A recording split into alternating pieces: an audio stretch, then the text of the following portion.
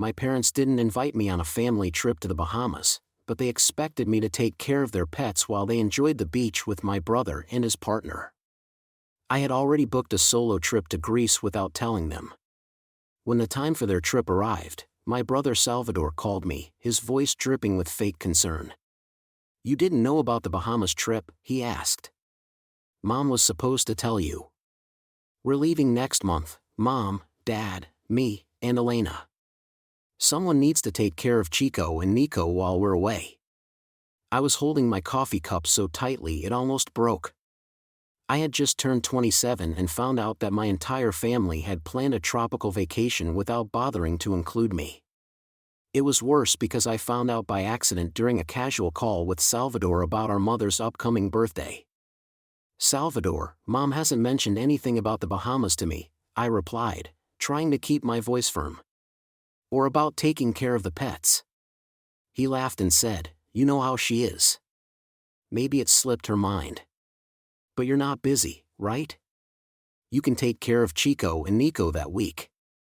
Mom was counting on you because you're the only one not going." I realized that all the family dinners where they must have discussed this trip while carefully avoiding the topic when I was around now made sense. The hushed conversations that stopped when I entered the room suddenly became clear.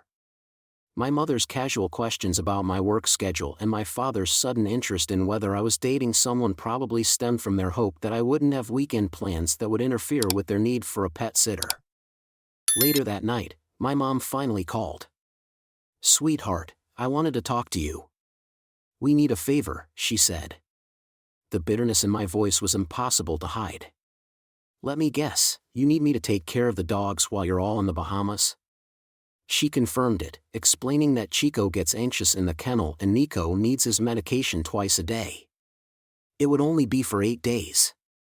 I listened as she discussed flight schedules and resort details without mentioning once that they had excluded me from the family trip, not even a "maybe you can come next time." My father had already informed the kennel that they wouldn't need it, and Salvador was excited about the resort with great snorkeling. "Of course," I said quietly, opening my computer to book a travel site. This pattern started years ago when Salvador was accepted into NYU.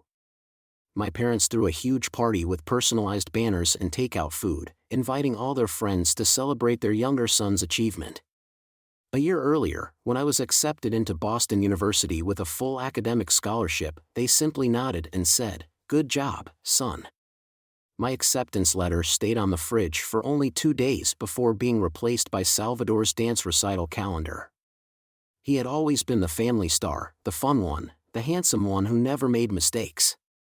Even when he left college after 2 years to find himself in Europe, my parents supported his adventure by sending him monthly money for what they called his journey of self-discovery. Meanwhile, I worked 3 jobs during college, graduated summa cum laude, and built a successful marketing career. All this was to earn the dubious privilege of being the family's backup plan. That night, after my mom's call, I found myself browsing travel sites. A particular destination caught my eye, Santorini, a small Greek island I had dreamed about since my university photography class. The dates coincided perfectly with my family's trip to the Bahamas, and there was a special offer on seats. My cursor hovered over the Book Now button just as my phone vibrated with a message from Salvador. "Mom says you're being weird about taking care of the dogs, Lucas. Don't be difficult. It's not like you have vacation days saved up anyway. What would you do with your free time? You never go anywhere fun," he wrote. In reality, I had 3 weeks of vacation time saved up. My family just assumed I never took time off because I didn't have any exciting destinations in mind. They had forgotten about my travel blog, which I had been running for 2 years and had slowly gained followers. They also ignored my photography skills from university and my writing from high school. My dad called later, saying, "Your mom is upset. You know how Chico gets anxious in the kennel." I finally asked, "Did anyone think to invite me on the trip?" The silence on the other end said it all. My dad mentioned that Salvador had probably assumed I couldn't get time off work and that Elena had already paid the deposit for her room. I recalled how they had planned my university graduation party, but then suddenly everyone had to fly to Paris for Salvador's semester abroad. I looked at my computer screen, at the beautiful Greek island waiting for me, and felt something change inside me. Years of being reliable, responsible, and always available to sacrifice my plans crystallized into a moment of absolute clarity. "I'll think about the dogs," I said and hung up while booking my flight to Greece. The next morning, my phone was flooded with messages. My mom had sent 6 texts ranging from guilt trips to direct demands. Salvador left 3 voice messages, each more condescending than the last. Even my dad, who usually stayed out of family dramas, sent a long email explaining why I was being unreasonable. I waited until our weekly family dinner to deliver the news. After hanging up with my dad, I stared at the confirmation of my Greece reservation. A mix of anxiety and liberation washed over me as I prepared dinner. I remembered another detail that had been bothering me for weeks. Elena, Salvador's girlfriend, had been acting strangely whenever we crossed paths at the local supermarket. Her evasive glances and stilted conversations suggested there was more to this Bahamas trip story.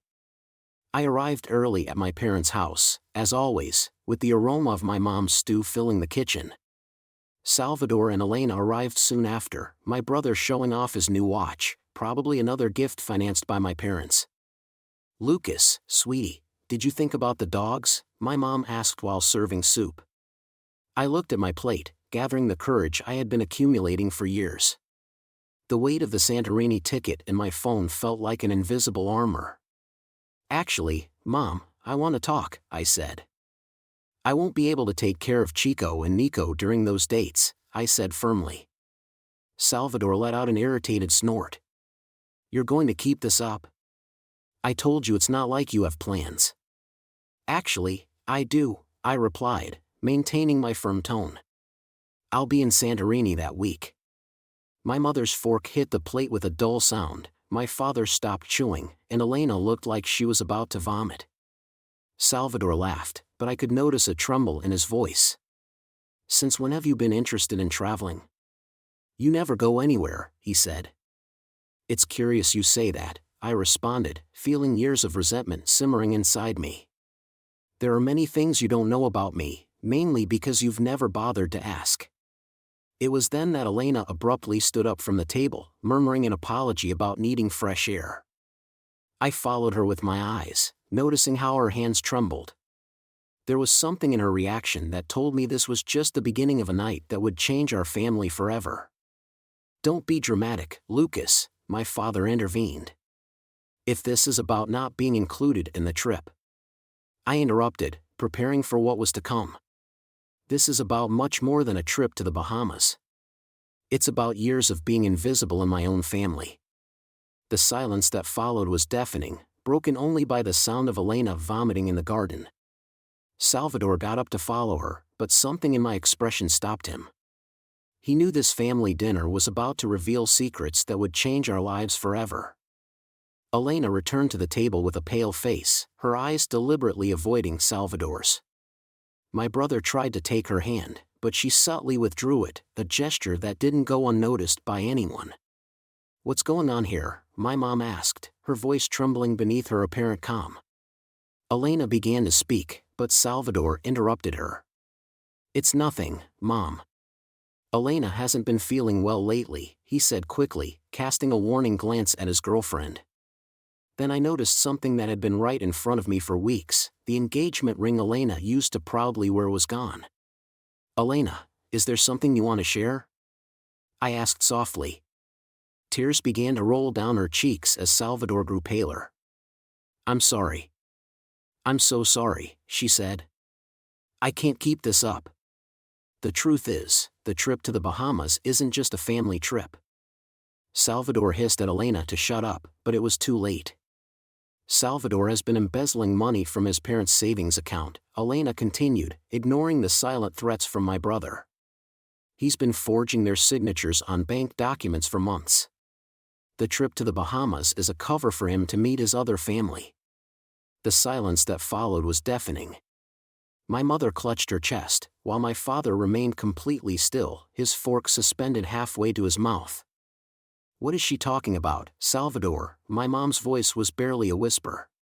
He has a wife and a 2-year-old son in Nassau, Elena continued, the words pouring out like a torrent. He met them during his supposed journey of self-discovery in Europe, but he was really in the Bahamas the whole time. Now, he's planning to take more money to maintain his other life there. Salvador jumped up, knocking over his chair. You're crazy, you're making all this up because you're jealous. But something in his over-the-top reaction, the panic in his eyes, told me that Elena was telling the truth.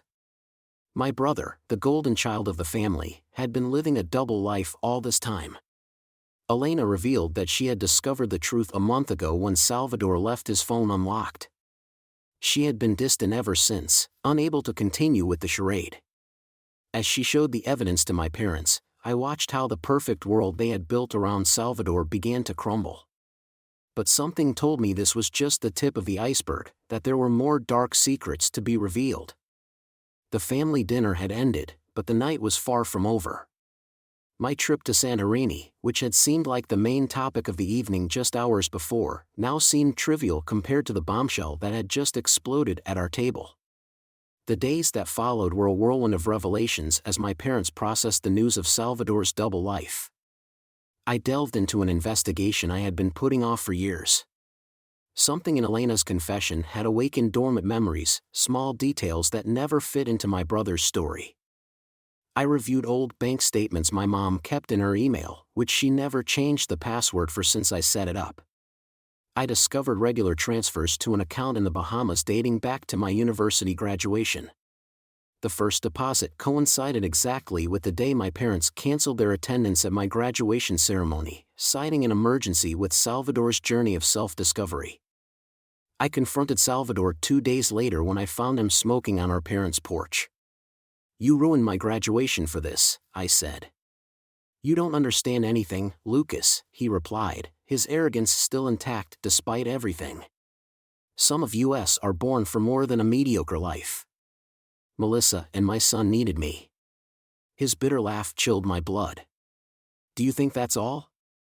That I just took some money from my family in the Bahamas? He leaned in, his breath reeking of whiskey. You never wondered why Dad couldn't retire last year as planned. My stomach twisted at the thought of the failed investment that had ruined Dad's retirement. Salvador continued, a twisted smile on his face. Melissa was pregnant again, and you know how private hospitals are in the Bahamas. I pushed him against the wall, a fury I had never felt taking over me. You stole their entire retirement fund. You stole much more than that, little brother, he whispered. Remember Grandma's house, the one that supposedly sold below market price? I falsified the documents. The buyer paid full price, but I reported less. Let's just say my son has a guaranteed university education. I felt sick, realizing that every happy moment, every achievement of Salvador's that our parents had celebrated, was tainted with lies and betrayal. I was the boring, responsible son who had been so busy trying to earn their approval that I missed the signs. Elena didn't know half of it, Salvador continued, lighting another cigarette. You know why I really chose her? Her father is a bank auditor. I needed access to certain information, and she was naive enough to get it for me. My phone vibrated with a message from Helena. I need to see you. There's more, much more, and it's worse than you imagine. I met Elena at a cafe on the outskirts of town. Her eyes were swollen from crying, and her hands trembled as she held a worn folder. What I'm about to show you, she began, her voice cracking. I should have discovered it sooner. I'm so stupid, Lucas. So stupid. She pulled out several documents, printed emails, bank statements, and the most disturbing part, photos of Salvador with different women in various countries. He doesn't just have a family in the Bahamas, Elena whispered. There are more in Panama, Costa Rica. He's been scamming women all over Latin America. He poses as a successful businessman, wins them over, and then robs them blind. My head spun as I examined the documents, the dates, the amounts, everything matched Salvador's business trips. But there was something more, something Elena hesitated to show me. There's something about you, she finally said, sliding a yellow envelope toward me. Something Salvador did years ago when you were accepted into Boston University. With trembling hands, I opened the envelope. Inside was a letter from NYU addressed to me, a full scholarship acceptance letter dated a week before I decided to attend Boston. Elena explained that Salvador had intercepted my mail, deleted the NYU emails, knowing that if I went there, I would eventually discover his lies. He needed to keep me away. The world stopped for a moment. My entire university life, my career, all the decisions I had made had been manipulated by my own brother.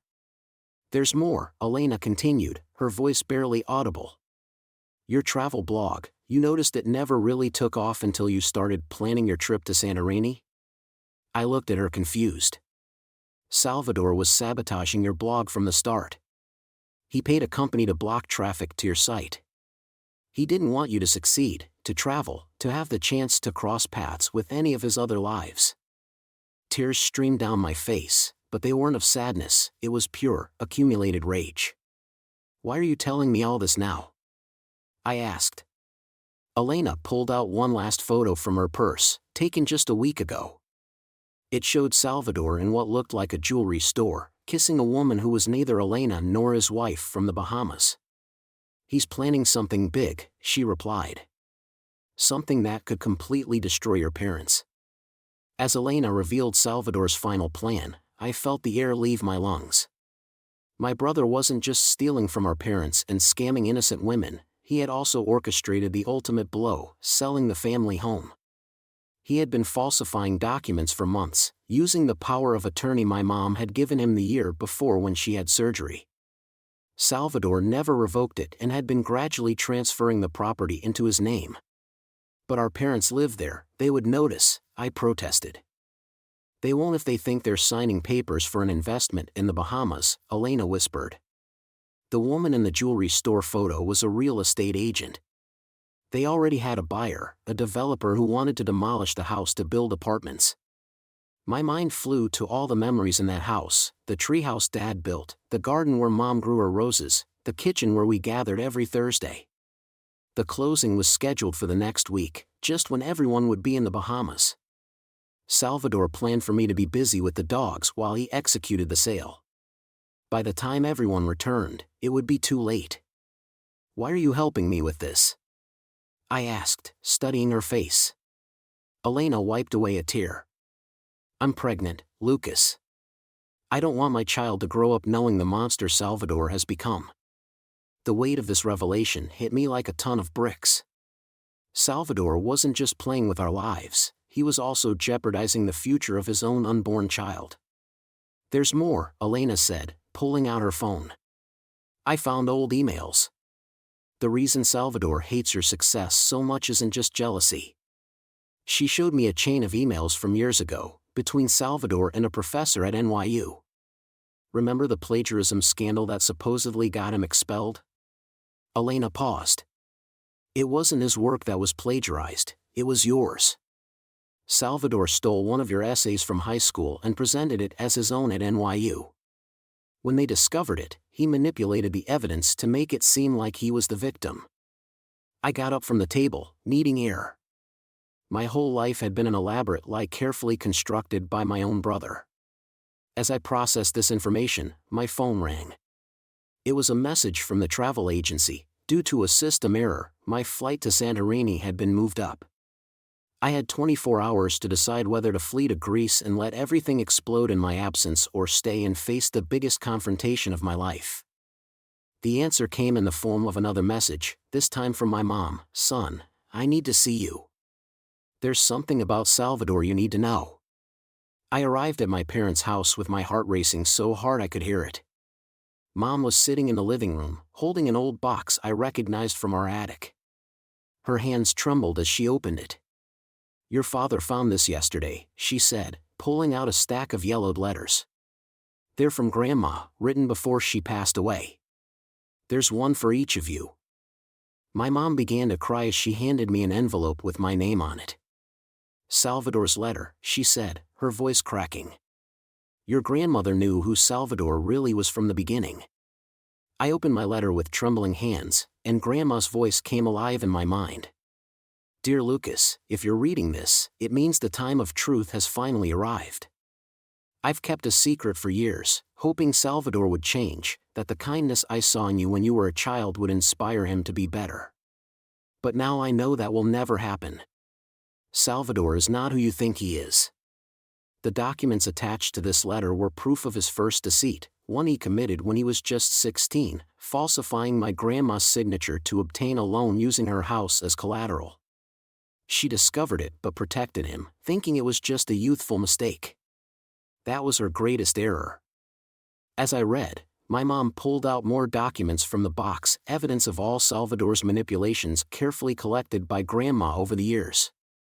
They included the truth about my admission to NYU and the plagiarism of my essay. Your father is at the bank right now, my mom said, wiping away tears. With these proofs, we can stop all the transfers, revoke the power of attorney, and save what's left. Just then, the front door burst open, and Salvador entered, his face twisted in anger. So, you finally figured it out, he sneered, his laughter cold and emotionless. The sweet grandma keeping evidence all these years, how touching. I stood up, placing myself between him and my mom. Elena had told us everything about the Bahamas' other families, and the house sale. Salvador mocked us, saying Elena had just signed the papers to transfer the house. But then our phones rang simultaneously. It was Elena. I'm sorry.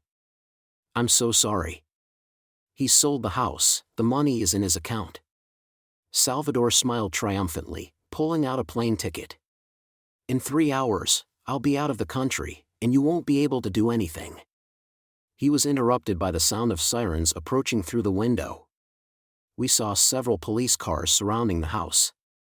Elena stepped out of one of them, accompanied by my dad and a group of officers. Did you really think Elena would sign anything real? I said, feeling a surreal calm. Every document she signed that day was fake, part of an operation we had been planning since she told me the truth. Each transfer was tracked, each lie documented.